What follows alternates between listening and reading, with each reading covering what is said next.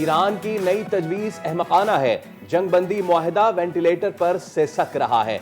अमरीकी सदर Donald Trump ने कहा कि ईरान और अमरीका के दरमियान मौजूदा सूरत हाल इंतहाई नाजुक मरहले में दाखिल हो चुकी है। ईरान ने अपनी नई तजवीज में एटमी हथियार न बनाने की बात वाज़ेह तौर पर नहीं की। अमरीकी सदर ने ईरान से बढ़ती कशीदगी और तात्पुल का शिकार सिफारती कोशिशों के बाद अपनी कौमी सलामती टीम का अहम इजलास तलब कर लिया है, जिसमें तेहरान के खिलाफ आइंदा हिकमत अमली पर गौर किया जाएगा। दूसरी जानिब सदर ट्रंप चीन के 3 रोजा दौरे पर बुध को बीजिंग पहुंचेंगे। अमरीकी हुकाम के मुताबिक सदर ट्रंप चीनी हममनसब शी जिनपिंग से मुलाकात करेंगे, जिसमें ईरान ताइवान के मामले पर बातचीत होगी। हमारी मुसल्लह अफवाज किसी भी जहरियत का भरपूर और मुंह तोड़ जवाब देने के लिए मुकम्मल तौर पर तैयार है। गलत हिकमत अमली और गलत फैसले हमेशा गलत नताइज ही पैदा करते हैं। ये बात पूरी दुनिया अब समझ चुकी है। ईरानी स्पीकर बाकर कालिबाफ का अमरीकी सदर डोनाल्ड ट्रंप के बयान पर रद्द अमल। उन्होंने कहा कि ईरान ने भी अमरीकी तजावीज़ मुस्तरद कर दी, यूरेनियम अफजोदगी आर्जी तौर पर रोकने पर आमादगी जाहिर कर दी। ईरान ने जवाब में जंगी नुकसानात के मुआवजे की अदायगी और आबनाए हुर्मुज़ पर अपनी खुद मुख्तारी पर जोर दिया। तेल बरामदात समेत तमाम पाबंदियां खत्म करने और मुंजमद असासे बहाल करने का भी मुतालबा किया। ईरानी सदर मसूद पेशेज़गियान कहते हैं कि मुज़ाकरात का मकसद कौमी हकूक़ की जंग लड़ना है, सर तस्लीम खम करना नहीं। दुश्मन के सामने झुकना हमारी तारीख रही। पाकिस्तान बन्नू पुलिस चौकी पर हुए हमले के जवाब में फैसला कुन कार्रवाई कर सकता है। वज़ीर दफ़ा ख्वाजा आसिफ का दो टोक ऐलान। पाकिस्तान का बन्नू पुलिस पोस्ट पर दहशतगर्द हमले के मामले पर अफगान तालिबान हुकूमत के खिलाफ सख्त एहतजाज। तर्जुमान दफ्तर खारजा के मुताबिक अफगान नाज़िमुल उमूर को दफ्तर खारजा तलब करके एहतजाजी मुरासला थमा दिया गया। फितना खारिज के दहशतगर्द अफगानिस्तान से हमले प्लान करते रहे। बन्नू फतह खेल पोस्ट पुलिस पर हमले में 15 अहलकार शहीद और 4 जख्मी हुए। पाकिस्तान ने अफगान तालिबान को दो टोक पैगाम दे दिया। तर्जुमान दफ्तर खारजा के मुताबिक फितना खवारिज, फितना हिंदुस्तान और दाइश के खिलाफ कार्रवाई का मुतालबा किया गया। मीरपुर ढाका में बांग्लादेश ने पाकिस्तान के खिलाफ पहले टेस्ट में 179 रन की बढ़तरी हासिल कर ली। चौथे रोज खेल के इख्तिताम तक मेजबान टीम ने दूसरी इनिंग्स में 3 विकेटों के नुकसान पर 165 रन बना लिए। बारिश और कम रोशनी के बायस 49 ओवर्स का खेल मुमकिन हो सका। मोमिन उल हक और कप्तान नजमुल हसन शांटो ने तीसरी विकेट की शराकत में 105 रन जोड़े और 19 सेंचुरियां स्कोर की।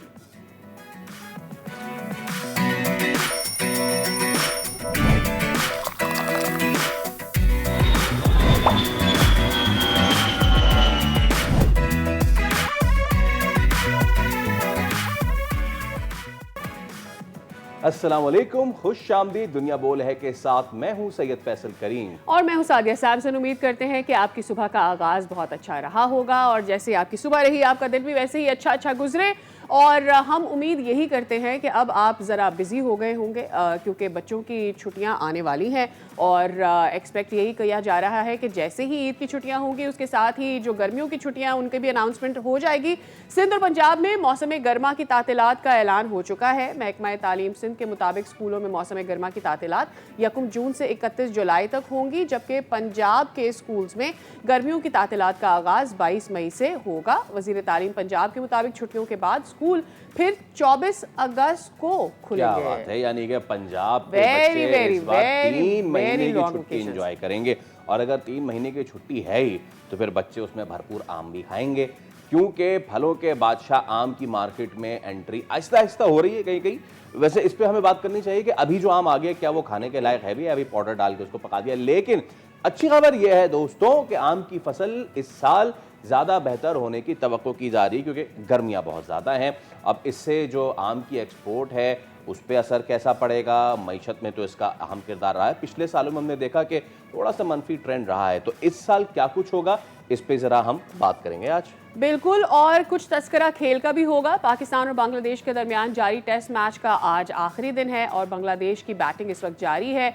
दूसरी इनिंग्स में बांग्लादेश को वाज़ेह बढ़तरी हासिल हो चुकी है। 5 विकेटें इस वक्त बांग्लादेश गंवा चुका है, 4 विकेटें गंवा चुका है और 166 रन बना लिए हैं बांग्लादेश। और वैसे 193 की लीड अब हो चुकी है और जो इस वक्त करंट सबसे कैजुअलिटी हुई है वो मुशफिकुर रहीम की हुई है। और देखना यह है कि अब लिटन दास और नजमुल हसन शांतो इस लीड को कितना आगे लेके चलते हैं। कुछ टॉल क्लेम्स तो हुए हैं बांग्लादेश पाकिस्तान के बैट्समैन सलमान अली आगा की जानिब से। उन्होंने कहा कि बांग्लादेश अगर इतने दे दे तो हम इतने कर लेंगे। तो अब देखते हैं कि इतने कितने हैं, कितने बांग्लादेश देगा है या नहीं 260 और हम रन करते हैं या नहीं करते, और जो आखिरी दिन की विकेट है वो कैसी होगी, और क्या हमें भी पूरा आसमान की तरफ देखना होगा कि बारिश हो जाए। इसके साथ ही आज दुनिया भर में नर्सेस का आलमी दिन भी मनाया जा रहा है और इनकी खिदमात को ट्रिब्यूट पेश करने के लिए दिन मनाया जाता है। बिल्कुल, इसी हवाले से आज हमारे स्टूडियो में खास मेहमान भी मौजूद होंगे जिनसे बात करेंगे और जानेंगे कि उनका एक्सपीरियंस और फिर नर्सिंग पाकिस्तान में किस तरह की है, क्या फैसिलिटीज़ हैं और क्या स्कोप है इसका। इन सारे मामलात पर बात होगी। तो चले जी, सबसे पहले बढ़ते हैं अपनी टॉप स्टोरी की जानिब, एंड दैट इज़ अमेरिका और ईरान के दरमियान सफारती महाज पर कशीदगी एक बार फिर से इंतहाई नाजुक मोड़ पर पहुंच चुकी है। And when I say that I mean to actually address के तेहरान ने अपने जो 14 रकाती अमन फार्मूला था उसको जब सामने रखा, पाकिस्तान के थ्रू उसे वाशिंगटन भिजवाया, तो वाशिंगटन को लगा कि ये उनके मुताबिक नहीं है। उन्होंने इसे यकसर मुस्तरद कर दिया है और ये भी साथ ही साथ कह दिया है कि भाई लाइफ सपोर्ट पर है सीज फायर, तो अगर तो चाहता है ईरान हमारी बातें मानना तो मान ले, वरना सीज फायर कभी भी खत्म हो सकता है। डोनाल्ड ट्रंप ने जो उनसे सवाल हुआ था कि उस सीज फायर का क्या हुआ, तो उन्होंने कहा कि सिसक रहा है जनाब वेंटिलेटर पे। तो एक तो ये चीज़, अच्छा, ईरानी क़यादत जो है वो 2 से 3 चीज़ें वाजे कर चुकी है, जिसमें लबनान पे जो जंग है इस वक्त उसको बंद किया जाए, उस समेत तमाम तर जंगों को बंद किया जाए, और वो जो पुराने उनके मुतालबात थे जिनमें एसेट्स का फ्रीज ऑफ होना और दीगर चीज़ें, state of Hormuz and all, America को सुनना है न्यूक्लियर वाले मामले पे ईरान का मौक़िफ़, और उस पे ईरान का कहना है कि पहले एक चीज़ हो जाए उसके बाद फिर बात करेंगे। तो चलिए इस सब पे हम बात कर लेते हैं। दिफाई तजियाकार air commodore retired Khalid Chishti हमारे साथ मौजूद हैं। अस्सलाम वालेकुम खालिद साहब, और good morning sir, thank you so much for your time. Khalid साहब, वेंटिलेटर पर है ये सीज फायर, कितना बड़ा स्टेटमेंट है ये, क्या समझते हैं? फर्दर अटैक्स खाकम बदन?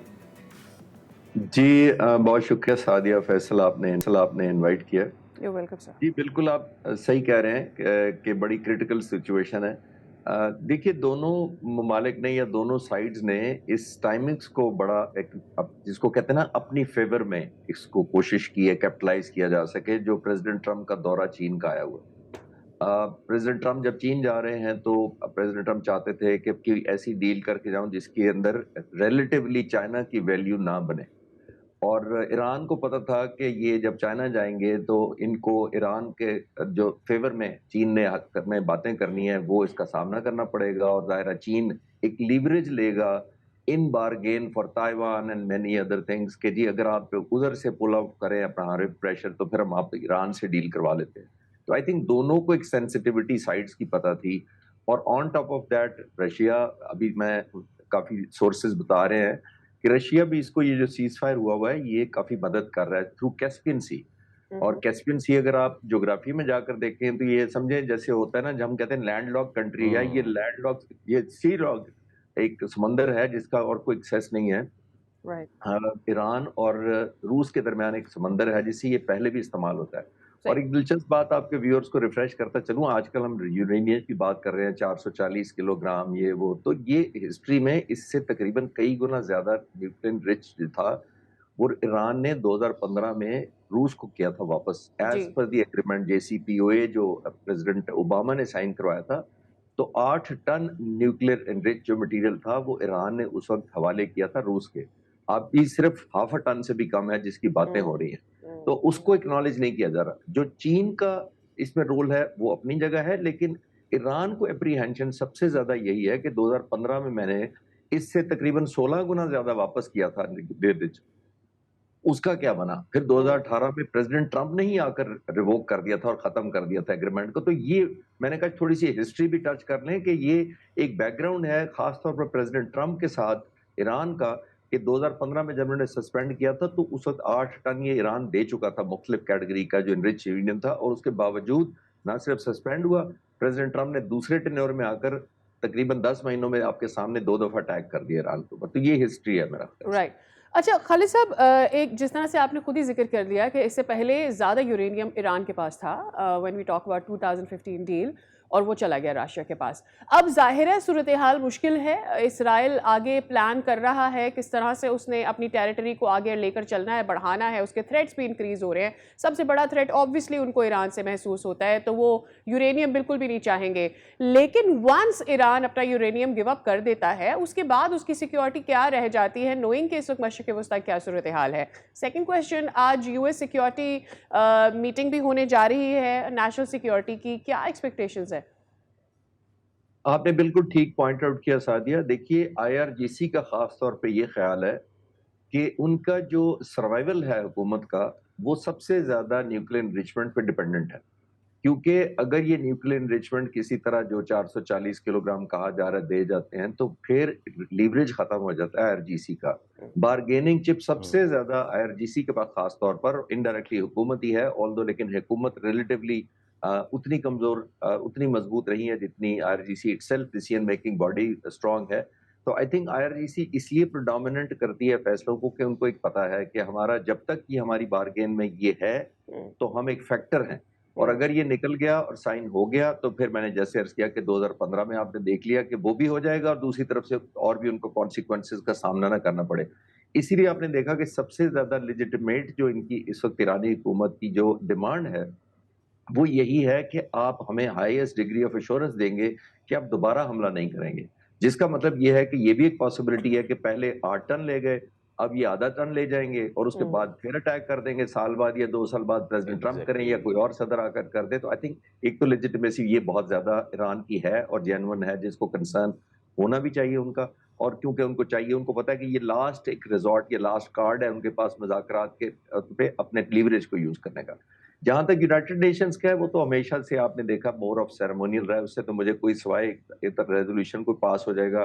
गाजा में देख लें 2-2.5 साल कुछ नहीं हुआ था जब शायद इशातें हो रही थी, और भी जगहों पे सब जगह जंगें बंद जब करने की, वो तो सिंबॉलिक होता है शायद उसका, तो मॉरल प्रेशर भी बहुत कम हो गया हुआ है। तो उससे मैं कोई आउटकम नहीं देख रहा। मोर ऑफ प्रेसिडेंट ट्रंप ने डिसाइड करना है या अभी शायद चाइना जाकर तो बेहतर कोई आउटपुट निकल आए। अच्छा सर, नाउ आपने चाइना का जिक्र कर ही दिया है, तो एक तो ये कि क्या उससे एक्सपेक्टेशंस हैं अमिड्स्ट दिस बयान के जी ये सीज फायर जो है वो वेंटिलेटर पे, एक तो चीज़ ये। दूसरा, ईरान के जो फॉरेन मिनिस्ट्री के स्पोक्स पर्सन इस्माइल बकाई, उन्होंने बड़ा अहम बयान दिया है और वो ये कहते हैं कि चाइना जो है could push back against US objectives in the gulf. एक तो उन्होंने ये भी कहा, साथ उन्होंने ये भी कहा कि our Chinese friends know very well how to use this opportunities. तो ईरान ने तकिया कर लिया अब चीन पे इस मामले पे।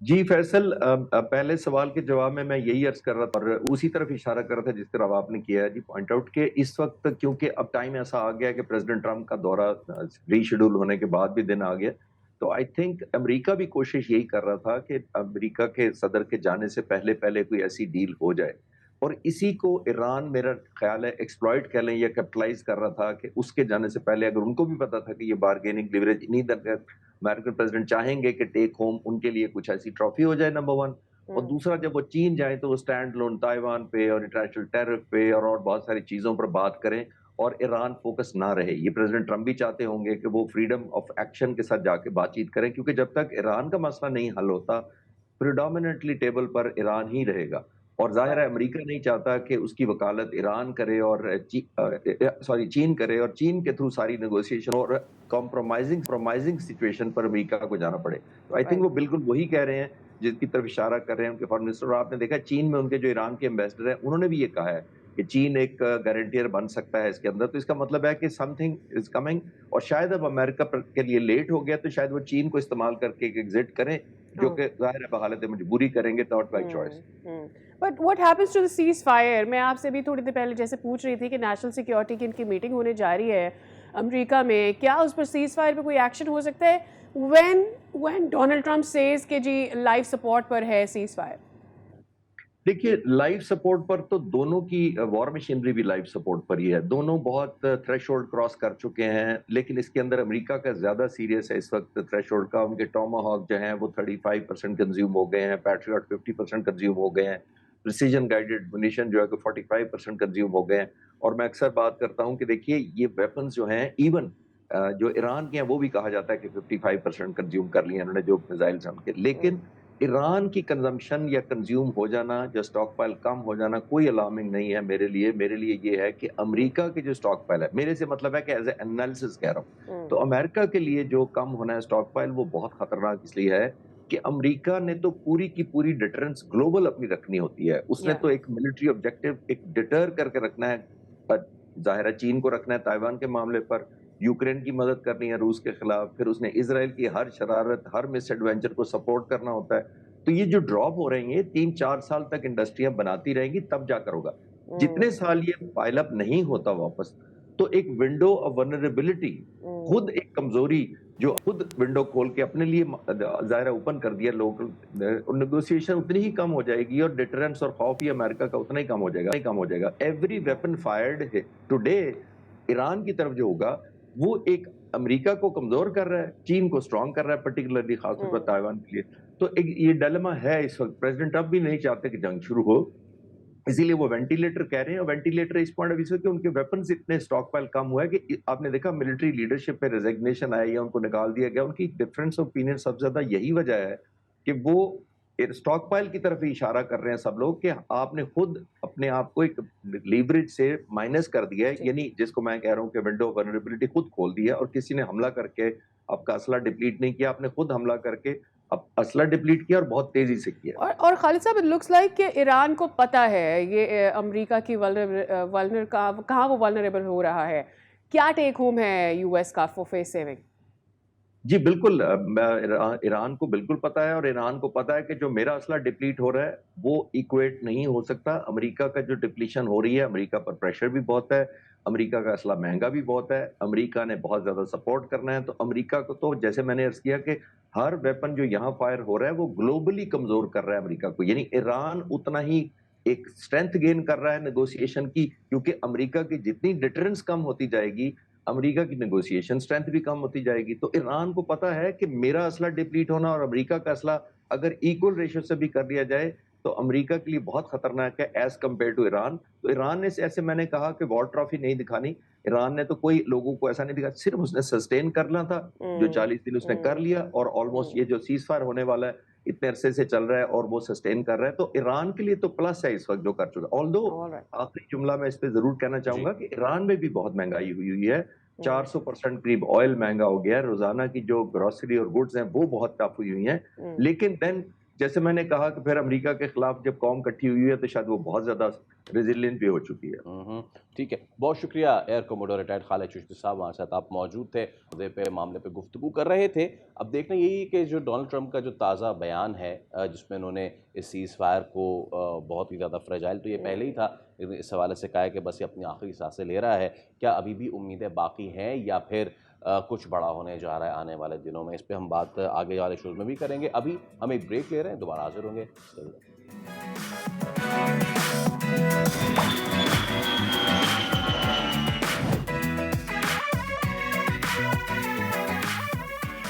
Welcome back again. चले अब बात कर लेते हैं ज़रा माशी सूरत हाल की वजह से, क्योंकि हम ये तो जानते हैं कि इस वक्त किस तौर से मौसमियाती तब्दीलियाँ पाकिस्तान को अफेक्ट कर रही हैं और वो हमारी मईशत पर भी वो हमारी मईशत पर भी असर डाल रही है। ऐसे में IMF ने resilience and sustainability facility programme के तहत अहम पेशरफ सामने आई है, क्योंकि दूसरे जायजे में पाकिस्तान के जो इस्लाहाती इक़दाम हैं उनको सराहते हुए कुदरती आफात से बचाव और पानी के मौसर इस्तेमाल, फिर विफाकी और सूबाई कोऑर्डिनेशन जो है उससे बैंकिंग सेक्टर में मौसमियाती खतरात की शफाफ निगरानी और ग्रीन इकॉनमी अहदाफ पर पेशरफ को कलीदी करार दिया है।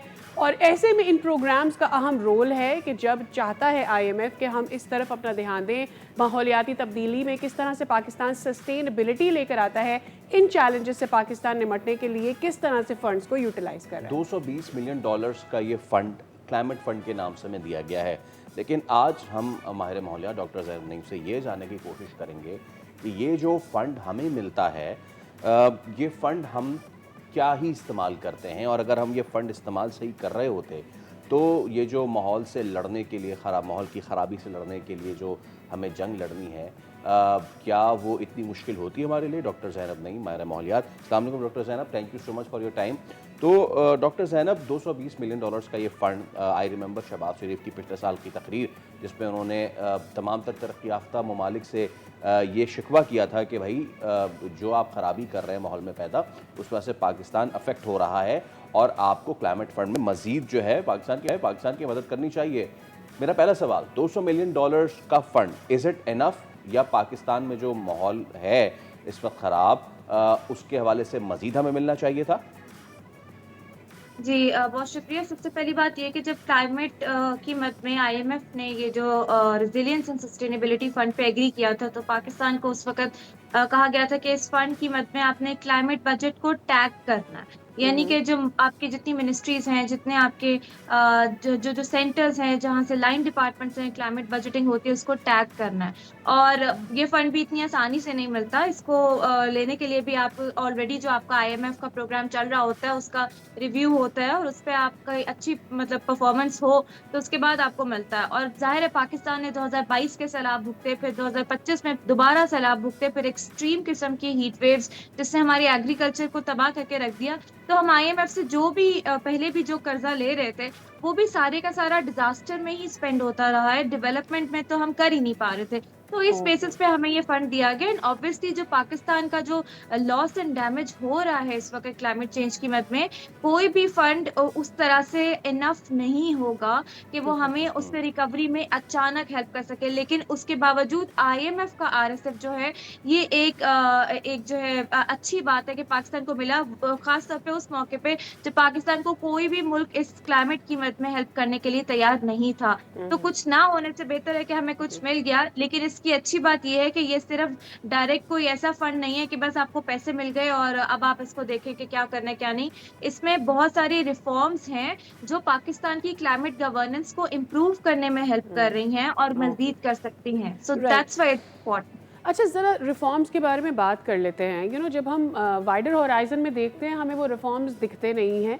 उसकी वजह यह है कि हर साल या सैलाब या गर्मी की वजह से हमारी फसलों को या तो नुकसान होता है, या ऑब्वियसली हमारे जो रेजिडेंट्स हैं और आबादियां हैं वो उसकी जद में आ जाती हैं और हमें उसका नुकसान हो रहा है।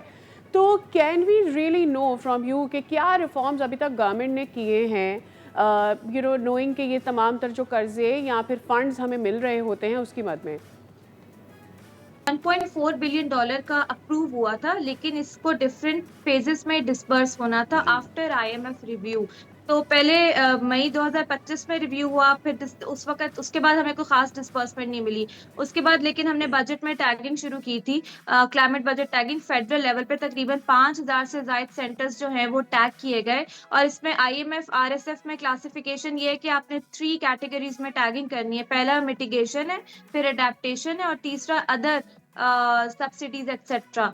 तो उसके बाद फिर ये दिसंबर में रिव्यू हुआ तो हमें $200 मिलियन दिए गए उसके बाद, और अभी रिव्यू हुआ है जो 220 पे आए। तो इंटरेस्टिंगली पाकिस्तान ने अभी तक बजट टैगिंग में तकरीबन 6.9% ऑफ द टोटल बजट जो है वो टैग किया है फेडरल पे। और अगर डेवलपमेंट में से बात करूं तो वो 8.3% के करीब है। 5000 जो मिनिस्ट्रीज की टैगिंग, इस बजट टैगिंग से ये होता है कि आप ट्रैक कर सकते हैं कि जो जो प्रोजेक्ट्स में आपका बजट जा रहा है वो कहाँ कहाँ लग रहा है। इसके अलावा सबसे बड़ी रिफॉर्म जो हम लेकर आए थे, मतलब इम्पोज की थी अवाम के लिए, तो वो रिफॉर्म नहीं थी, वो थी कार्बन लेवी। कार्बन लेवी जो है वो अब तक पाकिस्तान वो ₹2.5 से पिछले साल बजट में हुई, और अब तक जो है पाकिस्तान 25 बिलियन की कार्बन लेवी जो है वो कलेक्ट कर चुका है। और एक्सपेक्ट किया जा रहा है कि आइंदा आने वाले बजट में ये ₹5 पर चली जाएगी, जिससे मजीद होगा। लेकिन ऑल्दो ये हमने रिफॉर्म्स किए, लेकिन अनफॉर्चुनेटली क्योंकि ये सूबाई सब्जेक्ट है तो सूबों के लेवल पे खास तौर पे तबाहियां सूबों में आती हैं, वो क्लाइमेट और एनवायरनमेंट रिलेटेड। तो बजट टैगिंग सिर्फ पंजाब में 3% है, बाकी किसी सूबे ने टैग नहीं किया, तो हमें पता ही नहीं है वो बजट किधर जा रहा है। और अनफॉर्चुनेटली ये जो कार्बन लेवी भी हमने ली है इसको हम रिंग फेंस नहीं कर रहे। रिंग फेंसिंग का मतलब है कि जहाँ पे हमें जरूरत है हम इन्वेस्ट कर सके नेशनल लेवल पे क्लाइमेट डिजास्टर्स में या पेशगी इक़दामात पे, वो हम नहीं कर रहे। तो सिर्फ फेडरल लेवल पे ट्रैकिंग हुई है, बाकी कहीं पे हमें नहीं पता कि बजट की ट्रैकिंग क्या है। तो ये कुछ रिफॉर्म्स आई हैं जिसकी बेसिस पे रिव्यू अच्छा है। जैसे कि आप बात कर रही हैं कि क्योंकि इसकी कोई ट्रैकिंग नहीं है, इसीलिए एलिगेशंस जो हैं वो बहुत सारे हैं इन तमाम इसके यूजेज पे। उसमें से कुछ कॉमन एलिगेशंस हैं कि एक तो कंसल्टेंसी हैवी प्रोजेक्ट्स होते हैं बहुत ज़्यादा, फिर ये कि ग्राउंड इम्पैक्ट इनका बड़ा कम नज़र आता है, फिर अर्बन एलीट कैप्चर है, फिर ब्यूरोक्रेसी में फंड्स एब्जॉर्ब हो जाना, और उसके साथ साथ ये विजिबल होते हैं, ये प्रोजेक्ट्स अफेक्टिव नहीं होते। विजिबिलिटी का मकसद ये है कि जनाब कोई सिंबॉलिक ट्री प्लांटेशन हो गई, कोई कॉस्मेटिक ब्यूटिफिकेशन हो गई, कॉन्फ्रेंसेज हो गई, अवेयरनेस प्रोग्राम हो गए और फना ढिमका हो गई, लेकिन असल जो है जिसमें ड्रेनेज रिपेयर है, जिसमें हीट वेव शेल्टर्स हैं, जिसमें वाटर रिसाइकलिंग है, वहां तक तो हम आ ही नहीं रहे। So unfortunately even federal level पे भी हम लोगों का ऑल्दो नेशनल प्रायोरिटी अडेप्टेशन है, ये जो आप बात कर रहे हैं, इरिगेशन सेक्टर है, एग्रीकल्चर सेक्टर है, हीट वेव से जो मुतासर होती हैं हमारी क्रॉप्स और लोग एक्सेट्रा, लेकिन हमारा रुझान जो रहा है इस टैगिंग का वो ज्यादा मिटिगेशन की तरफ रहा है। जैसे कार्बन लेवी इंट्रोड्यूस हो गई, इसी तरह टारगेटेड एनर्जी सब्सिडीज की तरफ चले गए, अडेप्टेशन पे फोकस नहीं रहा।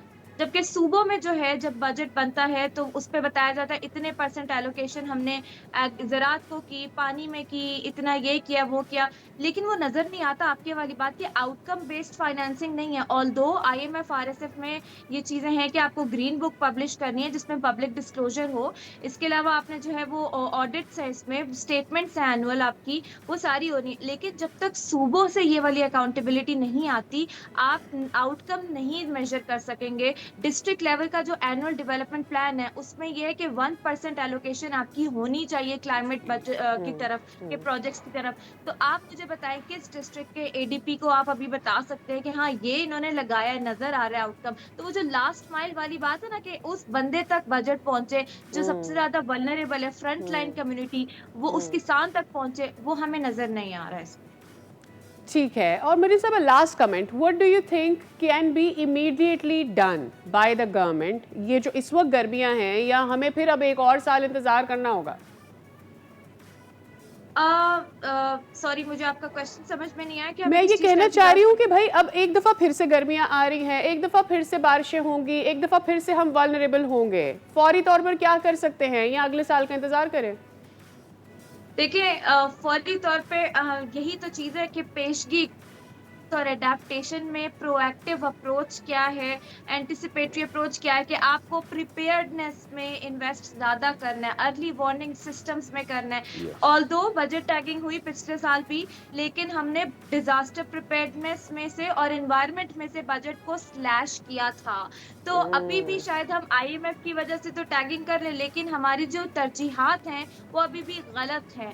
डेवलपमेंट को क्लाइमेट प्रूफ होने के लिए जरूरी है कि आप एडेप्टेशन और पेशगी इकदामात में इन्वेस्ट करें। अभी भी नहीं करते तो इसका मतलब है कि हमने क्लाइमेट को तरजीह नहीं दी थी। राइट। और जहाँ पर हम टैगिंग करें, बहुत शुक्रिया आपका, आपके वक्त के लिए, was wonderful to have you. और जहाँ पर हम टैगिंग कर रहे हैं वो वाले मंसूबे भी हमने किस हद तक मुकम्मल किए हैं, उनकी प्रोग्रेस क्या है, ये भी हमें जानना है, उसकी ट्रांसपेरेंसी भी ज़रूरी है। With that we taking a break, see you after this.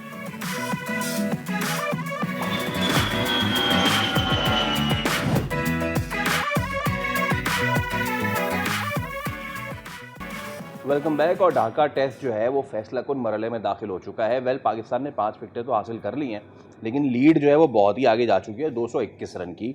आखिरी दिन मीरपुर की विकेट, क्या चांसेस है पाकिस्तान के, इसी पे बात कर लेते हैं। हमारे स्पोर्ट्स कॉरेस्पॉन्डेंट हमारे साथ मौजूद हैं, इरशाद अली। अस्सलाम वालेकुम इरशाद साहब, कैसे हैं? खैरियत से? ठीक ठाक। अच्छा इरशाद भाई, नाउ द प्रॉब्लम इज़ 221 हो चुके हैं, आखिरी दिन है, क्या चांसेस है पाकिस्तान के? देखिए 2 दिन पहले जो है वो किसी ने भी नहीं सोचा होगा कि टेस्ट मैच जो है वो आज मुझे लग रहा है कि शायद ड्रॉ की तरफ जाए, जो मेरी इंट्यूशंस है। ठीक है, क्योंकि कल जो है वो 4 आपको अपनी बैटिंग पे भरोसा नहीं है कि वो किसी भी पोजीशन से आउट हो सकती है? बिल्कुल, पाकिस्तान ने चेज़ भी किया है, बड़े बड़े टारगेट चेज़ किए हैं, लेकिन विकेट फिर ऊपर से बारिश, जो मौसम जो 4 घंटे का कल खेल रहा हुआ, पूरा सेकंड सेशन वाइप आउट किया बारिश ने, तो जिसकी वजह से जो है वो ज़ाहिर है विकेट में भी कुछ ऐसा ख़ास हमें नहीं दिख रहा, क्योंकि ग्रीन टॉप विकेट था। शुरू में फास्ट बॉलर्स को मदद दी, देखा मोहम्मद अब्बास ने हमारे 5 विकेटें हासिल की। फिर मिडल जो डेज थे उसमें मेहदी हसन मिराज जो स्पिनर थे उनको सपोर्ट किया। तो हाँ, फर्स्ट इनिंग की अगर इस पर देखा जाए तो सेकंड इनिंग में फिर भी हमारे बॉलर बड़ी अच्छी बॉलिंग कर रहे हैं, लेकिन अगर 300 रन तक का टारगेट बांग्लादेश दे देता है तो फिर पाकिस्तान, क्योंकि रिस्क है उसमें, फिर ये कप्तान शान मसूद पे है कि वो टेस्ट मैच ड्रॉ करने की तरफ जाते हैं या जीतने की तरफ जाते हैं। राइट, जीतने का मार्जिन होगा knowing it is the last day. अभी तो पता नहीं क्या are they going to go 300 तक रोकेंगे भी या नहीं रोकेंगे। देखिए अभी हाफ उनकी टीम जो है वो पवेलियन लौट चुकी है, 5 रन 5 विकेट जो है वो उनकी गिर चुकी हैं। इस वक्त कप्तान नजमुल हुसैन शांतू जो है वो मैच खेल रहे हैं, क्रीज पर मौजूद है। उनके साथ जो है वो मेहदी हसन मिराज हैं। तो यकीनन जो है वो बांग्लादेश की भी ये कोशिश होगी कि 300 तक का टारगेट पाकिस्तान को दिया जाए, और अगर वेदर ने परमिट किया तो पाकिस्तान को आउट करके जो है वो टेस्ट मैच जीता जाए। लेकिन पाकिस्तान जो है वो मेरा नहीं ख्याल कि टेस्ट मैच जीतने की तरफ जाएगा अगर 300 रन का टारगेट होगा, क्योंकि 4th इनिंग्स वैसे ही बैटिंग थोड़ा सा प्रेशर आ जाता है उसमें। तो पाकिस्तान को जो पाकिस्तान के कप्तान है शान मसूद, वो यही चाहेंगे कि हम जो है वो ड्रॉ की तरफ जाए। अब इसमें एक बहुत अहम, कल का दिन हमने देखा नुमान अली की बॉलिंग पे बहुत बात हो रही है कि यार उन्होंने अच्छी बॉलिंग नहीं की ऑल, लेकिन एक कैच उनका निकला, ठीक है, वो ड्रॉप हुआ। एक स्टंप, आज भी मैं देख रहा हूँ कि जब इतना स्क्वायर स्पिन नहीं हो रहा तो आपका, और वो स्पिन होके जो बैट एंड पैड हो रहा है तो वो बैक पैड जो है बॉल 2 मरतबा वहाँ पे गया, लेकिन we are persistent with the silly mid on. क्या मसला है ऐसा कि शान मसूद की कप्तानी को आप देखते हैं, आज पहले गेंद पे मुशफीक का सेकंड स्लिप में कैच निकला। आपको दिन की शुरुआत में 9 विकेटें चाहिए, आपके पास अटैकिंग फील्ड नहीं है। शान की कैप्टेंसी को, इस सारे मामले को और पाकिस्तान की फील्डिंग को ओवरऑल आप क्या कहेंगे? देखिए टेक्निकली शान जो है वो अच्छे कैप्टन है, लेकिन जो प्रेशर है ना 14 में से 10 टेस्ट मैचेस हारने का, वो प्रेशर अभी भी नज़र आ रहा है उनके ऊपर। अब जब भी उनके ऊपर कैमरा जाता है, आप देखते होंगे मैच के दौरान कैमरा जाता है तो वो परेशान से दिखाई देते हैं। फील्ड में भी कोई एग्रेशन नहीं है ऐसी को खास। अब देखिए 35 कल वो नुमान अली को लेकर आए कि सोच ये थी कि 2 लेफ्ट हैंडेड बैट्समैन मोमिनुल हक और जो उनके कप्तान है शांतू, वो खेल रहे थे। तो नुमान जो है वो लेफ्ट हैंड स्पिनर हैं, तो उनको लाने पे जो है वो शायद उनको कोई फ़ायदा नज़र नहीं आ रहा था। लेकिन फिर हमने देखा कि जब नुमान आए तो अच्छी बॉलिंग की, उन्होंने वेरिएशंस की, उन्होंने उनकी बॉल पे जो है वो अब्दुल्ला फजल ने कैच भी छोड़ा, स्टंप छोड़ा रिजवान ने। तो यकीनन थोड़ी सी अग्रेशन जो है वो नहीं है दिख रही फील्ड में भी। फिर कप्तान की कुछ फ़ैसले जो हैं वो आप छोटे छोटे स्पेल्स करा देते फास्ट बॉलर्स के साथ, कि हो सकता है आज आप जो है वो मैच का नक्शा ही चेंज होता। 6 विकेटें गिर चुकी होती बांग्लादेश की, तो आप कमांडिंग पोजीशन में होते। लेकिन कुछ टेक्निकली कप्तानी में भी जो है वो कुछ विकेटें तो आप ऑब्वियसली, अगर जो जैसे अभी हम जिक्र भी करें कि स्टंप है या कैच, अगर आपकी फील्डिंग नहीं होती तो उस वजह से भी गिरती है। लेकिन कुछ फिर जो एड ऑन प्रेशर होता है वो भी मेरे ख्याल में बैटर्स के लिए मुश्किल कर देता है सर्वाइव करना। एंड दैट इज़ जब बैटर्स जो है गलतियाँ करते हैं, हमें और विकेटें मिल सकती हैं। लेकिन ये आपको सेकेंड इनिंग्स में तो नज़र आ रहा है, ये आपको पहली इनिंग्स में भी नज़र आएगा। आपको लगता है कि is it not just because of Shan Masood? आप इस वक्त देखिए शाहीन शाह अफरीदी के ऊपर बहुत तनकीद हो रही है, रिजवान के ऊपर बहुत तनकीद हो रही है, हमारा टेस्ट में रिकॉर्ड नहीं अच्छा है, हम जिन टीमों के अगेंस्ट टेस्ट खेलते हैं वो अपनी बी टीम्स हमारे अगेंस्ट खिलाती हैं। सो ये एक बहुत वाइडर होराइजन में देखें ना तो बहुत सारे फैक्टर्स हैं जिसकी वजह से इंडिविजुअली अगर आप देखें तो एक एक प्लेयर के ऊपर बहुत प्रेशर है, not just only Shan Masood. देखिए हम जो है वो पिछले ये 7 महीने के बाद हम टेस्ट मैच खेल रहे हैं, रेड बॉल क्रिकेट खेल रहे हैं। उसका हमने लास्ट टेस्ट जो है वो अक्टूबर में, शायद लास्ट ईयर अक्टूबर में खेला साउथ अफ्रीका के खिलाफ। उसके बाद से हमने रेड बॉल क्रिकेट, जितनी T20 क्रिकेट खेली, T20 वर्ल्ड कप, फिर उसके बाद PSL, 1-2 प्लेयर्स नहीं होंगे लेकिन बाकी तो तकरीबन जो है वो PSL खेल रहे थे, T20 क्रिकेट खेल रहे थे। फॉर्मेट में इतना आसान नहीं होता जब आप T20 क्रिकेट से जो है वो उसमें आते हैं। अपने जैसे फर्स्ट इनिंग्स में देखा कि पाकिस्तान ने जो है वो 413 रन बनवा दिए पाकिस्तानी बॉलर्स ने। लेकिन सेकेंड इनिंग्स में अगर आप देखें ना तो बॉलिंग जो है वो थोड़ी सी अग्रेशन के साथ हुई है, ज़रा बॉलर्स वापस आए आपके, तो जिसकी वजह से जो है वो अभी हमने देखा कि बांग्लादेश का इतना ज़्यादा 221 रन है, लेकिन आप अगर 413 के मुकाबले में अगर आप उसको कंपेयर करें तो नहीं होगा। तो वजह यही है कि हमारे जो प्लेयर्स हैं वो T20 क्रिकेट खेल कर आ रहे हैं पीछे से, ठीक है। तो उनको अभी 7 महीने के बाद टेस्ट क्रिकेट में एडजस्ट होना थोड़ा सा टाइम लगेगा। लेकिन ये है कि वाकई आपने सही का, रिकॉर्ड हमारा इतना अच्छा नहीं है। फिर ऊपर से शान मसूद की कप्तानी में हम जो है वो 10 टेस्ट मैच हारे हैं और 4 टेस्ट मैच सिर्फ जीते हैं, तो यकीनन इसका भी प्रेशर है। कुछ उनसे फैसले सही नहीं हो पा रहे हैं, तो ओवरऑल जो है वो ये सारा सिनारियो देखना पड़ेगा। राइट, देखते हैं अब कि ये मैच ड्रॉ की तरफ जाता है या जीत की तरफ। इरशाद भाई बहुत शुक्रिया आपके वक्त के लिए, it was wonderful to have you in the studios. और यहाँ पर लेना है हमें ब्रेक के बाद दोबारा हाजिर हैं।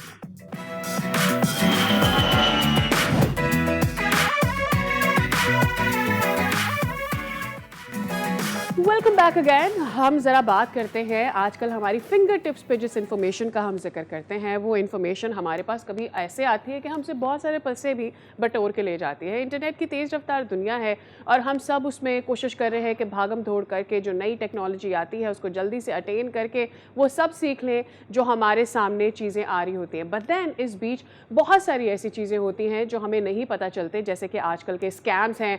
हमारे फ़ोन्स पर मैसेजेस आ जाते हैं, कोई ईजी पैसा की, कोई और एटीएम की पिन मांग लेते हैं एंड सो ऑन। ओटीपी आपसे मांग लिया जाता है और इस चक्कर में आप अपनी इन्फॉर्मेशन शेयर करने के चक्कर में अपनी बैंकिंग डिटेल्स और बहुत सारी ऐसी प्राइवेट डिटेल्स दे बैठते हैं जिसकी वजह से आपको लाखों का नुकसान हो जाता है। अच्छा, यानी कि आप कहना चाह रही हैं कि जो स्कैमर्स हैं वो अब सबा बैलेंस वाली से अपग्रेड करके ओटीपी तक आ गए हैं। एब्सोल्युटली ओटीपी तक आ गए हैं और बहुत सारे लोगों को तो ये शायद अंदाज़ा भी नहीं है कि उनको एक्चुअली फ़ोन कॉल्स आ जाते हैं यू नो, और उनको ये बताया जाता है कि आप अपना एटीएम कार्ड नंबर शेयर कर लें, अपने एटीएम कार्ड के पीछे जो आपका सिक्योरिटी कोड होता है वो शेयर कर लें, एंड लोगों को अंदाज़ा नहीं होता कि कौन सी डिटेल्स उन्होंने शेयर करनी है नहीं। And that is why not just here, अब तो हम देख रहे हैं कि यू नो इंस्टाग्राम के थ्रू, फेसबुक के थ्रू भी बहुत सारे लोगों को लूटा जा रहा है। ऐसे में पीटीए ने ये ख़बरदार किया है कि कोई भी मुस्तरद इदारा फ़ोन या पैगाम के ज़रिए आपसे ओटीपी, पिन कोड, सीएनआईसी या बायोमेट्रिक मालूमात तलब नहीं करता है। मामूली सी गफलत जो है वो माली नुकसान, शनाख्ती चोरी और अकाउंट्स की जो डिटेल्स हैं उनके हैक होने का बायस भी बन सकती है। तो चलिए इसी पे हम बात कर लेते हैं। हमारे साथ आज मौजूद है अहमद शमीम साहब पीरज़ादा, आप director general Pakistan telecommunication authority हैं। अहमद शमीम साहब, अस्सलाम वालेकुम and thank you so much for your time, बहुत शुक्रिया। ओके, हम शुरुआत में तो ये देखते थे कि सिर्फ़ और सिर्फ जो है वो कोई बैलेंस मांग लेता था कि जनाब मुझे 20 रुपये करा दें, मुझे 100 रुपये करा दें, 200 रुपये करा दें। पड़ोस के मुल्क में, इंडिया में बहुत राइज हो गया था कि वो जनाब उनका पूरा नेक्सस था। वो आपको कहते थे कि आप इतने इतने जीत गए हैं, हमें आपको ओटीपी आएगा, वो आप बता दें और हम आपको ट्रांसफ़र कर देंगे। पाकिस्तान में ये नई चीज़ शुरू हुई है, कितने बड़े लेवल पे ये हो रही है? Thank you very much, Walaikum Assalam, for taking me on the live.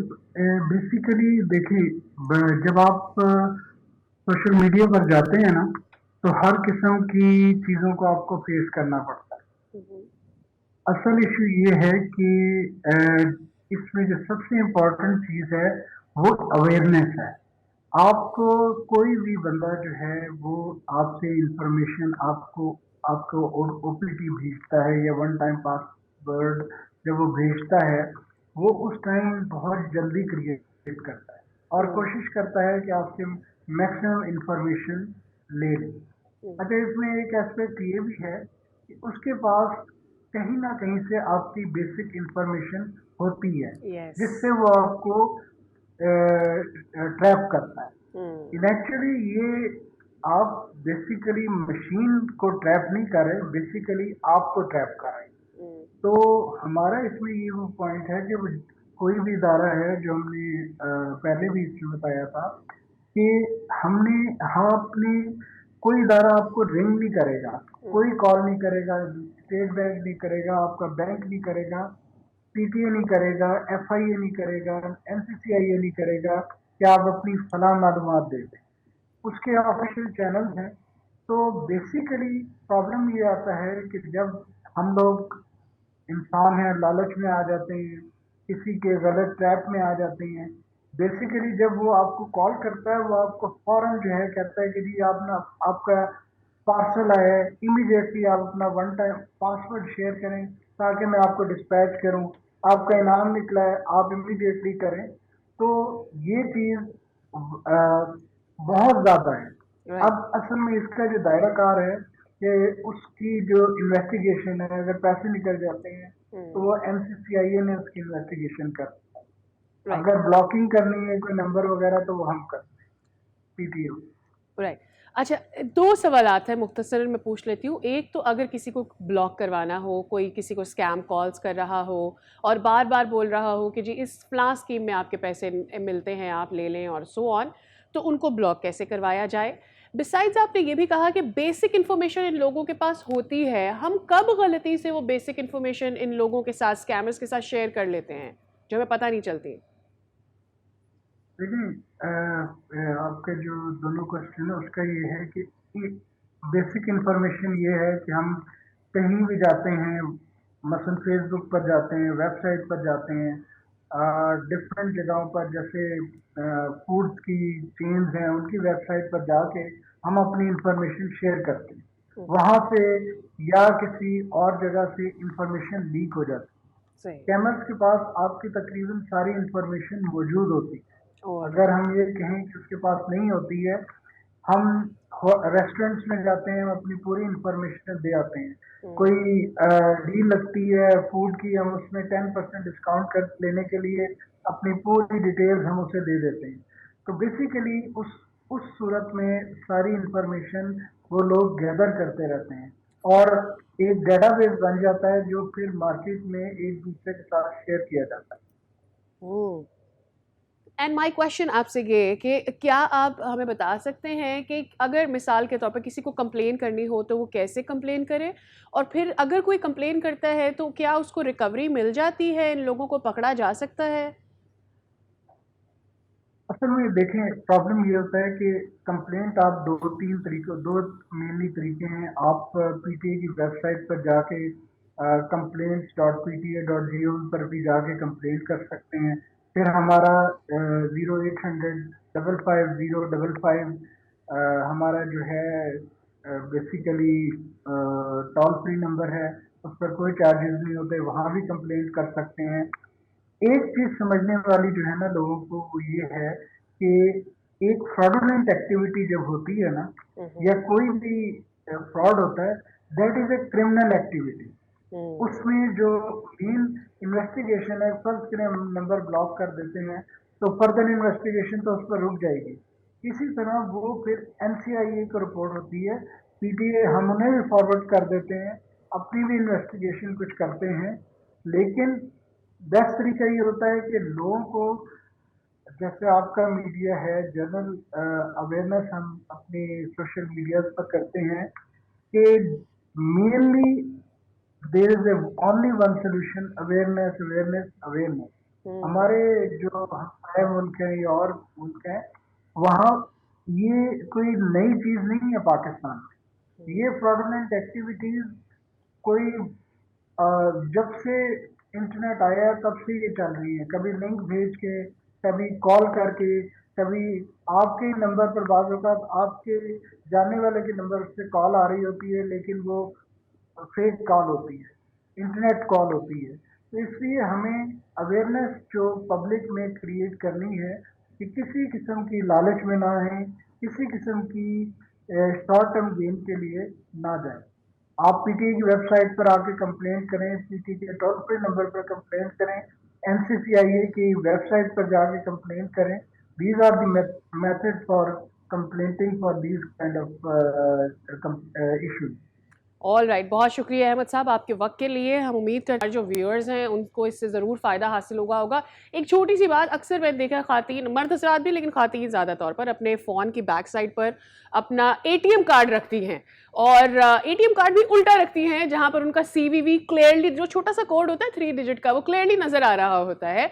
तो कोई भी जहाँ भी आप जाएंगी अपना कार्ड डालेंगी, वहाँ पर आपका फ्रंट कोड तो आ ही रहा होगा, पहले से बैक कोड किसी ने रखा होगा और पैसे कन्वीनियंटली ऑनलाइन ट्रांजेक्शन से निकाल सकेगा। तो ऐसा प्लीज़ नहीं किया करें। खैर, अब बात कर लेते हैं ज़रा मौसम के हवाले से। जो बच्चों की खुशियां आने जा रही हैं, तातीलात आने जा रही है, उसका जिक्र कर लेते हैं। मौसम गर्मा की तातीलात का ऐलान हो गया है। पंजाब भर के स्कूल्स में मौसम गर्मा की तातीलात का आगाज़ जो है वो 22 मई से होगा। और इसी हवाले से मज़ीद भी जान लेते हैं हमारे नुमाइंदे, पहले लाहौर की सूरत हाल और पंजाब की सूरत हाल से अब्बास अब्बासी हमारे साथ शेयर करेंगे।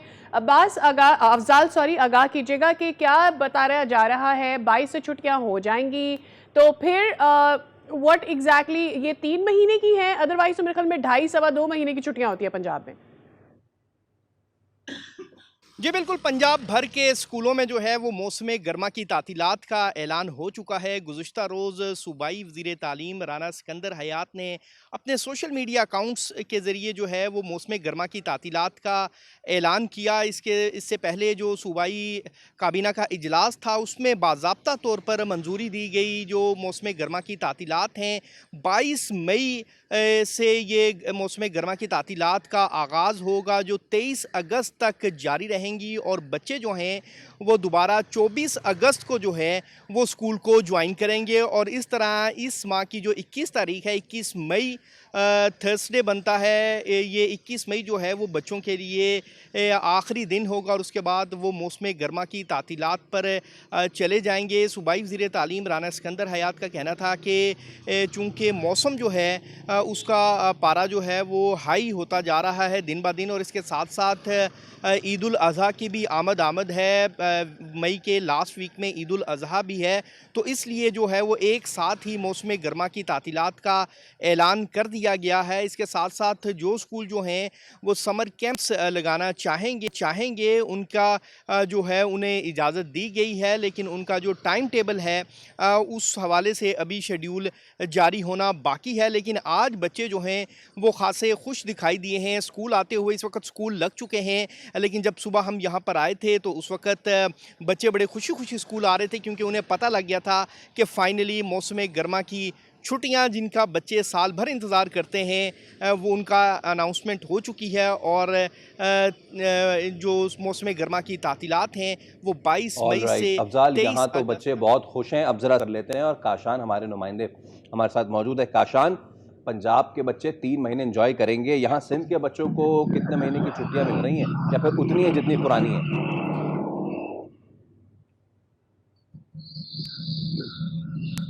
जी बिल्कुल, देखिए वज़ीर तालीम सिंध की जानिब से भी सिंध भर के स्कूल की जो स्कूल हैं उनमें मौसम गर्मा की तातीलात का ऐलान कर दिया गया है। पंजाब के जो बच्चे हैं वो 3 माह एंजॉय करेंगे, लेकिन सिंध के जो बच्चे हैं उनको 2 माह की तातीलात दी गई है। 1 जून से 31 जुलाई तक जो है वो मौसम गर्मा की छुट्टियों में बच्चे जाएंगे। और बच्चों में ये खबर सुनते ही जब कल खबर नशर हो तो बच्चों के अंदर एक खुशी की लहर भी दौड़ गई है। और साथ ही साथ जो है ईद कुर्बा की आमद ये बच्चे जो है वो अपने मवेशियों को, कोई अपने बैलों को, बकरों को खूब एंजॉय करते हैं। पर ऐसे में हम देखते हैं कि स्कूल की तातीलात नहीं होती हैं और बच्चे जो अपने पेपर्स के लिए या अपने एग्जाम की तैयारी करते हैं हमें नजर आते हुए। लेकिन इस साल हम देख रहे हैं कि अब स्कूल की तातीलात जो है वो भी वज़ीर तालीम सिंध की जानिब से दे दी गई है। और साथ ही साथ देख रहे हैं कि सिंध के अंदर जो पारा जो मौसम का है वो काफी हाई है और गर्मी की वजह से भी काफी बच्चों की हालत गैर हो रही थी। तो हुकूमत सिंध की जानिब से जो है स्कूल की तातीलात का तो ऐलान कर दिया गया है। अभी भी मैं एक निजी स्कूल के बाहर मौजूद हूँ, स्कूल लग चुका है, बच्चे आ रहे हैं। और दूसरी जानिब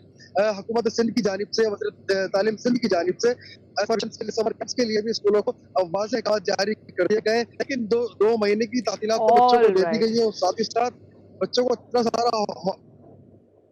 ठीक है काशान, बहुत शुक्रिया डिटेल्स के लिए, आप हमें बता रहे थे। वेल मुझे ऐसा ऑलरेडी 27 को होपफुली ईद होने जा रही है, तो 26 से शायद स्कूलों को कराची में, सिंध में भी छुट्टी हो ही जाने वाली है। अच्छा, कल अब हम again it is that time of the show, that time of the year कि जब हम आपको गैर हतमी गैर सरकारी नताइज दिखा रहे होते हैं बकरीद के। कल हमने बात की थी ना कि स्पेन में जो बुल फाइट होती है, हमारे यहाँ भी शदीद इसी तरह की बुल फाइट हो रही है। और अब हम आपको जो दिखाने जा रहे हैं इस पर पूरी बाकायदा एक छोटी सी डॉक्यूमेंट्री बन सकती है। दिखाएं जनाब, ये कराची का इलाका है और कराची में जिस तरह होता है कि ये देखें, ये गाय आई है और यहाँ से शुरुआत होती है।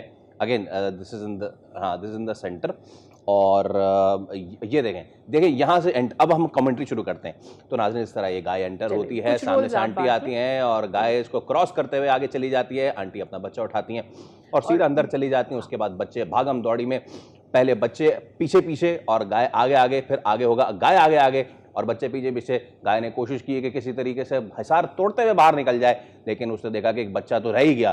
फिर उसने उस बच्चे को देखा और खूनी आंखों से उसको चेस करते हुए दोबारा बच्चे पीछे फिर पीछे भागे कि ठीक है, अगर हम नहीं पिटे थे तो अब पिटना चाहिए। सबसे मजे की चीज ये कि ये गाड़ी वाला जो है निकला है यहाँ से और उसके बाद एक अंकल यहाँ पे आराम से चाय पी रहे थे, वो भी उठे हैं और उसके बाद वो भी इन गाय के पीछे पीछे जो है वो चले गए। मशहूर जो भारतीय फिल्म है भागम भाग, उसका भरपूर सीन यहाँ पे नजर आ रहा है। इसके बाद गाय दोबारा से गेट के पास गई है और यहाँ पे इसने एक बच्चे को टीटी फंटूश कराया, यहाँ से फिर वो आगे निकली है और गाय किसी के काबू में नहीं आ रही है। फिर बच्चे पीछे भागते हुए गए हैं और ये तकरीबन 1.5 घंटे तक ये आंख मचोली का खेल जारी रहा है।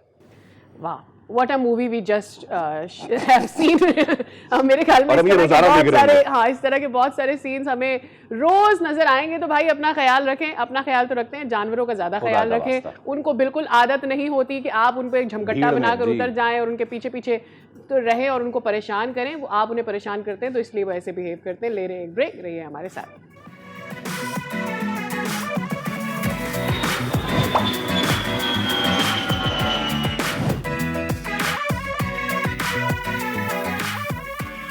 देखिए, वो कहा जाता है ना कि कभी कुछ अगर आपको परेशान करने वाली चीज़ होती है, उसका सिक्के का दूसरा रुख भी होता है, the other side of the story as well. गर्मी है बहुत, गर्मी की शिद्दत भी आवाम को परेशान कर रही है, लेकिन अगर आपको बहुत ज़्यादा गर्मी लग रही है तो इस चीज़ को जहन में लाएं कि यही तो गर्मी है जो आम की फसल को भी बेहतर से बेहतर बना रही है। Blessing in disguise, blessing in disguise. तो गर्मी को बीट करने के लिए आम जो है वो आने वाला है। बोला यही जा रहा है कि इस साल गर्मी के बायस आमों की फसल अच्छी होने की तवक्को है।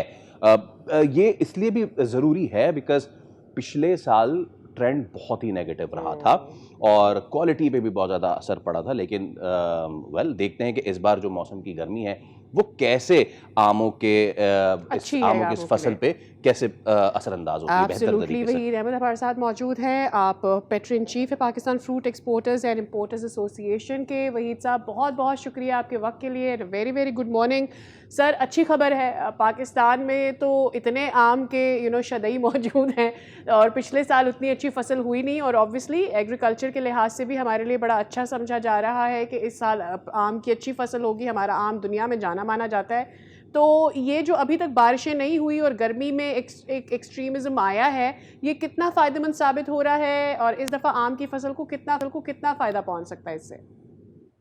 जी शुक्रिया, अस्सलाम वालेकुम जी। बात ये कि जो आपने गर्मियां बताई हैं, गर्मियां तो अभी शुरू हुई है। जिस टाइम पे गर्मी चाहिए थी उस वक्त शुरू नहीं हुई, क्योंकि सर्दियां देर तक रही और गर्मियां लेट शुरू हुई। इससे कोई इम्पैक्ट नहीं है, अभी गर्मी ज़्यादा हो गई, मगर आम जो है अभी मैच्योर नहीं है फुल, इसलिए हमने एक्सपोर्ट की तारीख इस साल जो है 20 मई से बढ़ा के 1 जून कर दी है, क्योंकि मैच्योर नहीं है आम। और जो आपने प्रोडक्शन की बात की, अभी तक जो सिंध के अंदर इम्पैक्ट आया 15 से 20% प्रोडक्शन का। और बात ये कि अभी सीजन काफ़ी इसलिए कि जो हमारी टोटल प्रोडक्शन है 2.8 मिलियन मेट्रिक टन, और जो सिंध की बात करूं 5 से 6 लाख टन है हमारा सिंध का, तो उस पर भी इम्पैक्ट आया, टोटल प्रोडक्शन में भी इम्पैक्ट आया, मगर अर्ली टू से अभी कितना आया है, क्योंकि अभी तो पंजाब शुरू नहीं हुआ। पंजाब शुरू होता है जून के मिड एंड के अंदर जाके शुरू होता है, तो इसलिए कुछ कह नहीं सकते। कोई तूफान, बारिश, कुदरती कुछ भी आए तो वो आपकी क्रॉप को डैमेज करता है। अभी तक अगर मैं ऑल ओवर बात करूं, सिंध में 20% आया है, और अगर ऑल ओवर की भी बात करूं तो 20 से 25% इम्पैक्ट प्रोडक्शन में है इस टाइम पे। लेट्स सी के क्या होता है, क्योंकि शुक्र है कि गर्मियां शुरू हुई है, कि गर्मियों से जो है हर चीज़ चाहिए, मौसम ठंडा भी चाहिए, गर्म भी चाहिए, हवा भी चाहिए, लू भी चाहिए। तो आम ऐसा प्रोडक्ट है जिसको हर चीज़ चाहिए। देखिए, क्लाइमेट जो इम्पैक्ट है हर क्रॉप के ऊपर आया हुआ है, और बात ये कि हमारी हुकूमत को इसको देखना चाहिए, ऐसी प्लानिंग करना चाहिए कि इस मौसम पे सिर्फ आम की मैं बात नहीं करूंगा, इसके अंदर जो है वो दूसरे प्रोडक्ट को भी हार्मफुल कर रहा है। तो ये आप देख रहे हैं, क्रॉप कॉटन को देख लें, और वही जो सब दूसरी आपने फसलें अभी कहा कि चूंकि गर्मियां देर से आई हैं तो वो आम जो मई में पकना था अब वो जून में जाके पक रहा है। तो ये जो वेदर शिफ्ट आया है, इसको क्या चाहते हैं? आपने कहा गवर्नमेंट को एक्शन लेना चाहिए, क्या एक्शन ले गवर्नमेंट ऐसा है? क्योंकि ज़्यादातर तो मेरे ख्याल में किसानों को खुद भी थोड़ा सा इसको अडेप्ट करने की ज़रूरत पड़ेगी जैसे मौसम बदल रहा है। देखिए, हाँ, किसान को एजुकेट करना पड़ेगा, इसलिए कि हर चीज़ 15 दिन से 20 दिन आगे चली गई है, तो ये अडॉप्ट करना पड़ेगा, क्या स्प्रे करना पड़ेगा। देखें, जब चीज़ बदलती है तो उसमें रिएक्ट भी आती है, उसमें जो है ना इम्पैक्ट भी आता है, तो वो एक साइंसदान ही इसको बता सकता है। देखें, जब हम तबीयत खराब होती है तो हम डॉक्टर्स के पास जाते हैं, तो वो हमें मेडिसिन देते हैं। तो अनफॉर्चुनेटली हमारे यहाँ किसान पाकिस्तान में ऐसे हैं, पेट में दर्द होता है तो आंख की गोली खा रहे होते हैं। तो मैं सिर्फ एग्जांपल दे रहा हूँ आपको। तो ये बड़ा एजुकेट करना पड़ेगा पूरे पाकिस्तान में, सिर्फ आम की क्रॉप में नहीं, पूरे पाकिस्तान के एग्रीकल्चर में करना पड़ेगा, इंकलाब लाना पड़ेगा। आम तो हमारा जो आम की प्रोडक्शन एक फ्रूट के अंदर जो है तीसरे नंबर पे है, तो इसलिए इसको हमें देखना पड़ेगा। इसलिए कि मैंगो एक्चुअली हमारा ब्रांड है। हमने 1 जून इसलिए डिसाइड की थी कि मई के अंदर ही आम पक जाएगा, मगर जब हम आम तोड़ते हैं वो तो पहले तोड़ते हैं 6-7 दिन पहले, फिर उसके बाद 1 जून को करेंगे। बीच में ईद भी आ रही है, वो भी छुट्टियां, तो सबको देख के हमें करना पड़ता है कि क्या प्लानिंग होना चाहिए। और देखिए भाई साहब, चैलेंजेस बहुत है इस बार बिल्कुल। एक्सपोर्ट अच्छा, के ऊपर। चैलेंजेस जब हम बात करते हैं तो आम ब्रांड है हमारा, कहाँ कहाँ ये हमारा ब्रांड है, दुनिया के किस किस कोने में ये जाता है, कहाँ मशहूर है, चैलेंजेस क्या हैं इस बार? लेकिन जी पहले तो मैं आपको बताता हूँ कहाँ कहाँ जाता है। 50 मुल्कों में जाता है। यूरोप में कुछ नाम मैं आपको बता देता हूँ। ऑस्ट्रेलिया जाता है, यूएसए जाता है, UK, Germany, Norway, Sweden, Denmark, और भी मुल्क हैं यूरोप के, वहाँ भी जाता है। और उसके अलावा पूरे गल्फ के अंदर जाता है, ईरान जाता है, अफगानिस्तान जाता है, सीआईएस कंट्रीज जाता है, मतलब कि हर कोने में, कनाडा जाता है, मतलब कि पूरी दुनिया के हर कॉन्टिनेंट के अंदर हमारा मैंगो जाता है। तो बात ये है। और दूसरी बात है चैलेंजेस की। चैलेंजेस की ये देखें जी, हमारी 80% जो एक्सपोर्ट है पाकिस्तान की, वो अफगानिस्तान, ईरान और हमारा जो गल्फ का रीजन है वहां पे जाता है। और इन तीनों जगह पे चैलेंज है। चला अफगानिस्तान को तो हम साइड पे रख देते हैं कि तो वो उस पे तो हम काम ही नहीं कर रहे। ईरान में जंग छिड़ी हुई है, गल्फ के अंदर कुछ कह नहीं सकते क्या हो रहा। अच्छा, फिर चैलेंजेस हमारा फ्रेट बहुत इंक्रीज हो गया है, शिपिंग लाइन का। एग्जाम्पल मैं आपको दूं, 40 फुट कंटेनर जो रेफर कंटेनर होता है, वो पिछले साल $1,500 पे था, इस बार 6 से लेके $7,000 उसका फ्रेट है। तो बात ये कि वो भी चैलेंज है। एयरलाइन के रेट अभी नहीं खुले, वो भी सुना है कि पिछले साल से ज्यादा होंगे। तो बात ये कि इतने चैलेंजेस। अच्छा, दुनिया में ये भी हमें समझना चाहिए, इन्फ्लेशन सबको हिट किया है, पेट्रोल प्राइसेस ने, और पूरे वर्ल्ड के अंदर, क्योंकि ऑलरेडी अभी इंडिया का फुल फ्लैश चल रहा है, क्योंकि उनका अप्रैल में सीजन स्टार्ट होता है। तो वो भी इतना अच्छा उनकी जो है बाइंग पावर नहीं हो रही मार्केट में, जो हमने यूरोप में पूछा है। कल हमारी नेशनल फूड सिक्योरिटी के साथ मीटिंग हुई थी, मिनिस्टर साहब से और सेक्रेटरी मौजूद थे। तो उन्होंने हमें कहा है कि जी आप स्ट्रेटेजी प्लान बना के दें मार्केटिंग की, क्या आपको सपोर्ट चाहिए एक्सपोर्टरों को कि एक्सपोर्ट बढ़ाने के लिए। तो इंशाल्लाह हमने कल एक्सपोर्टरों की मीटिंग रखी है, और इंशाल्लाह उसके बाद थर्सडे को हम पूरा प्लान बना के बताएंगे जी हम किस तरीके से। इसलिए पिछले साल जो एक्सपोर्ट हुई है पाकिस्तान की, वो 1,16,000 टन हुई है। तो अभी चैलेंज है कि वहां तक हम नहीं पहुंच सकेंगे, इसलिए कि बहुत मिसाइल है। एक तो मसला नहीं, काफी मसले हैं। आइडियली क्या एक्सपेक्टेशंस हैं आपकी फूड सिक्योरिटी मीटिंग में कि ये मुतालबात हमें सामने रखने हैं और ये रीजनेबली हुकूमत को आपके लिए करना चाहिए? देखिए, एक तो हमने कहा है कि डिपार्टमेंट ऑफ प्लांट प्रोडक्शन है जो हमें सर्टिफिकेट देता है क्वारंटाइन, वो हमें फैसिलिटेट करें, परेशान ना करें। पिछले साल उनकी वजह से हमारी 25,000 टन का जो वॉल्यूम ईरान जाना था वो नहीं जा सका। सिंध का मैंगो के साथ ज्यादती हुई है पिछले साल। तो बात ये है कि इस साल हमने उनको बड़ा क्लियर कह दिया, अगर आपने हमें फैसिलिटेट नहीं किया इन चीजों में, इसलिए कि बाहर तो चैलेंजेस इतने, हम नहीं चाहते कि हमें घर के अंदर भी चैलेंज मिल जाए। तो उन्होंने इस पर श्योरिटी दी कि इस तरह का कोई नहीं होगा। और इसके अलावा उन्होंने कहा है कि आप एयरलाइन के भी देखें कि हम आपको क्या आपको फायदा दे सकते हैं हुकूमत, कि आपकी एक्सपोर्ट बढ़े। तो इंशाल्लाह कल जो है हमारा यही प्लान है कि हम एयरलाइन के साथ भी जो है प्लान करने के बाद फिर एयरलाइन से भी बात बिल्कुल करेंगे। ठीक है भाई साहब, लेट्स सी कि उसमें हमें सपोर्ट जो चैलेंजेस हैं आपके, उसके आप कैसे ओवरकम करते हैं। Thank you so much for your time, हमारे साथ मौजूद। बिफोर टेकिंग द ब्रेक आपको अपडेट कर दें कि बांग्लादेश ने 9 विकेटों के नुकसान पर अपनी इनिंग्स डिक्लेयर कर दी है। पाकिस्तान को जीतने के लिए 268 रन दरकार हैं। एक ब्रेक ले रहे हैं, दोबारा हाजिर होंगे। Stay with us.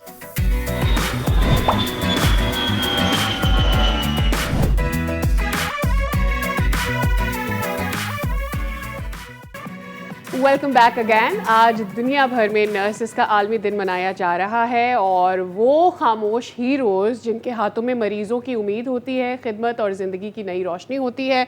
और साल से हमें ये पता है, हम में से कोई ऐसा शख्स होगा नहीं जिसने किसी भी नर्स की सर्विसेज नहीं अपनी लाइफ में वंस ली होंगी, और अगर अपने लिए नहीं ली तो कम से कम अपने किसी फैमिली मेम्बर के लिए तो ली ही है। एंड ये एक ऐसी, मेरे ख्याल में मुझे लगता है, थैंकलेस जॉब है। हमें अंदाज़ा ही नहीं होता कितना एफर्ट पुट करते हैं ये नर्सेज दिन भर पेशेंट्स के ऊपर, और कितना ज़्यादा मेहनत और इसमें एनर्जी लगती है। आज हमारे साथ मौजूद हैं डॉक्टर सलीमा वालानी। आप एसोसिएट प्रोफेसर हैं और dean of school of nursing हैं इन AKU। डॉक्टर सलीमा, अस्सलाम वालेकुम, thank you so much for coming. बहुत शुक्रिया। जैसे कि सादिया ने कहा कि first responder to any calamity, disease, को छोटा सा कट हो गया या किसी को प्रिपेयर करके अगर थिएटर तक भी ले जाना है, दैट्स द नर्स, ठीक है। पाकिस्तान में ये जो नर्सिंग है उसको कैसे देखा जाता है अब, किस नज़र से देखा जाता है? जब आप स्कूल ऑफ नर्सिंग की बात करते हैं, हमारे पास नर्सेस की तादाद क्या ठीक है, क्या और होनी चाहिए? Please talk me through. तो मैं बताना चाहती हूँ कि आई थिंक नर्सिंग का जो प्रोफेशन है उसकी recognition in the last few years in Pakistan exponentially improved हो गई है। बहुत सारे यंग पीपल, लड़के और लड़कियाँ, main and women, nursing profession में आना चाहते हैं। हम जब AKU के अंदर एप्लीकेशन ओपन करते हैं हमारे BSc प्रोग्राम के लिए, आप यकीन करें फॉर 150 सीट्स के लिए we get close to 3000 applications from all over Pakistan. और बहुत सारे young men are also trying to become nurses. तो थिंग्स हैव चेंज्ड, लेकिन बहुत शॉर्टेज है इस वक्त पाकिस्तान में नर्सेस की। और दूसरा मसला ये है कि बहुत सारे लोग जो अपने आप को नर्सेस कहते हैं वो एक्चुअली नर्सेस हैं भी नहीं। तो आपको पाकिस्तान में नर्स बनने के लिए आपको 4 साल की डिग्री, बैचलर्स ऑफ साइंस की डिग्री, और उसके बाद 1 साल की इंटर्नशिप करनी होती है जब आप पाकिस्तान में लाइसेंस्ड नर्स बनते हैं। तो the term nurse is used by a lot of people कि ये भी नर्स है, ये भी नर्स है, लेकिन हर कोई नर्स है भी नहीं। और आपने कहा कि नर्सेस की कमी है, शॉर्टेज कैसे है, क्यों है? हमारे यहाँ तो कुछ 4-5 प्रोफेशंस हैं, मुझे पता है अब लड़के भी इस तरफ आ रहे हैं, लेकिन ख़ातीन के लिए तो कुछ 4-5 पेशे हैं आम तौर पर जो सोचा जाता है कि टीचर बना दें, नर्सिंग की तरफ भेज दें, तो फिर शॉर्टेज क्यों? Traditionally right. तो इस वक्त पाकिस्तान की स्टैटिस्टिक ये है कि हमारे पास 5 नर्सेज हैं फॉर 10,000 पॉपुलेशन इन पाकिस्तान। ये वर्ल्ड्स ऑलमोस्ट लोवेस्ट रेशियो है नर्स टू पॉपुलेशन। यानी 5 नर्सेस 10,000 लोगों के लिए, 10,000 पॉपुलेशन के लिए। It's very low. I mean high income countries में, दूसरे हमारे नेबर कंट्रीज़ में, बांग्लादेश में, इंडिया में, इट्स मच बेटर सिचुएशन। और एक और आपको शॉकिंग नंबर बताऊं कि पाकिस्तान में more than 2 doctors per nurse we have. ये like rare situation. डॉक्टर ज़्यादा है, नर्स कम है। Exactly. तो क्यों शॉर्टेज है? Multiple factors, right. एक ये है कि इतने लोग प्रोफेशन को अभी भी चूज़ नहीं कर रहे हैं, लेकिन I think those numbers are rising. और दूसरा ये कि migration has been a small factor in this. A lot of nurses who are doing really well, वो जा रहे हैं Middle East, Canada, Australia, US। लेकिन बिगर प्रॉब्लम हमारे पास ये है कि हमारे पास इनफ नर्सिंग स्कूल्स नहीं हैं जिनके पास इनफ सपोर्ट हो, और हमारे पास बहुत ज़्यादा हाईली एजुकेटेड नर्सिंग फैकल्टी भी नहीं। तो आपको बैचलर्स डिग्री पढ़ाने के लिए नर्सिंग में मास्टर्स होना मस्ट है, मास्टर्स पढ़ाने के लिए PhD होना मस्ट है। तो जब मैं हायर कर रही होती हूँ फैकल्टी, तो I am looking for very qualified people, और अनफॉर्चुनेटली बहुत सारे हैं नहीं। जब आप शॉर्टेज की बात करती हैं तो क्या उसमें एक रीज़न ये भी है कि जो भी ये नर्स बनता है या बनती हैं बाहर चले जाते हैं? कुछ लोग चले जाते हैं, मैं भी चली गई थी, लेकिन लेकिन हमें ये देखना है कि हम कैसे अट्रैक्ट करें, रिवॉर्ड्स क्या हैं प्रोफेशन में, इंडिपेंडेंस क्या है, recognition क्या है, पब्लिक इमेज क्या है, so that people stay for a little bit longer, right.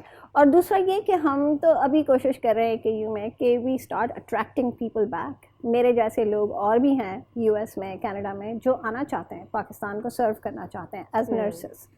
तो many possibilities I think, right. अच्छा, अब मेरे ज़हन में ये बात आती है कि कोई क्यों पाकिस्तान से बाहर जाना चाहेगा, राइट। आपने कहा रिवॉर्ड्स होने चाहिए, और जब अब मैंने 5 नर्सेज होंगी 10,000 लोगों के लिए, तो उनका काम भी ज़्यादा है। अब जाहिर है आप किसी भी शोबे में जाते हैं, आपको छुट्टियां भी चाहिए, आपको अच्छे पैसे भी चाहिए। एक प्रोफेशन आपको कितना अच्छा पे कर रहा है, तो क्या ये वो सारी वजह हो सकती है कि इसकी वजह से इस प्रोफेशन में लोग नहीं आ रहे? और क्या वजूहत हैं, और कितना अच्छा पे किया जाता है नर्सेज को? हाँ, आई थिंक देखें, हम तो पाकिस्तान की इकॉनमी में it is difficult to compete with the wages जो कि नर्सेस को मिलती हैं इन कुवैत फॉर एग्जांपल में बहुत सारे हमारे अपने ग्रेजुएट्स इस वक्त सेटल्ड हैं, तो अच्छी बात है, इट्स ओके, लेकिन देर आर मैनी नर्सेज जो नहीं जाना चाहते हैं अब्रॉड, उनकी फैमिलीज़ यहाँ हैं, वो यहाँ रहना चाहते हैं।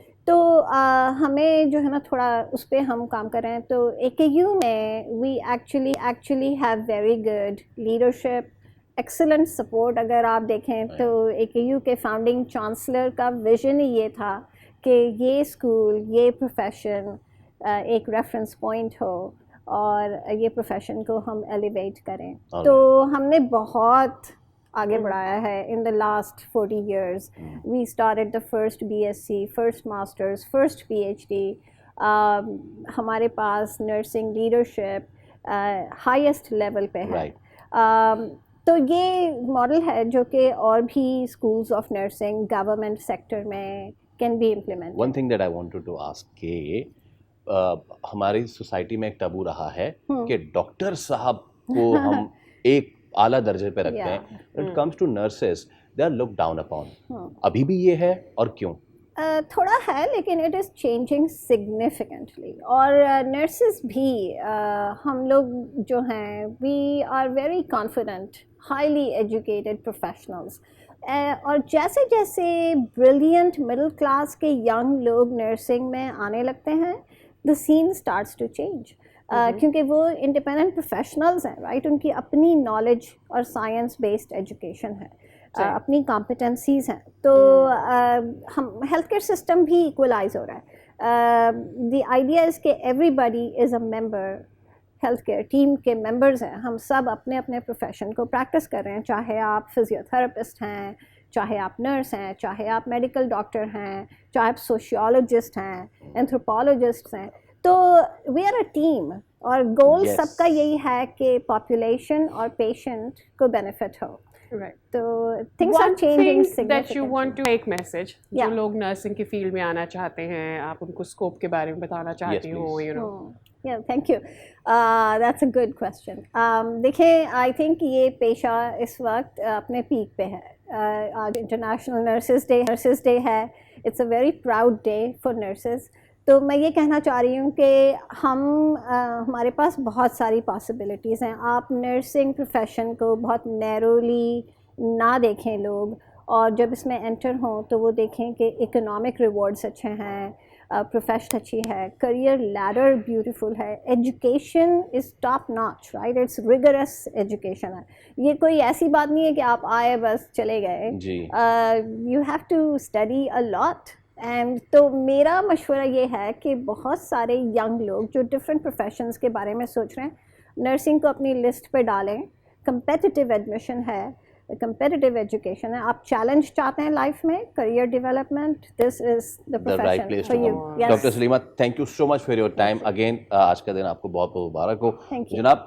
जस्ट वन मैसेज के वेदर डॉक्टर प्रोफेशन या nurses both are equal, nurses की वैल्यू बहुत ही ज़्यादा है, उसको रिगार्ड करें और उनका शुक्रिया भी आज के दिन अदा करें। विद दैट हम आपसे लेंगे इजाज़त, आपसे मुलाकात होगी कल। रखें अपना ख्याल, अल्लाह हाफ़िज़। खुदा हाफ़िज़।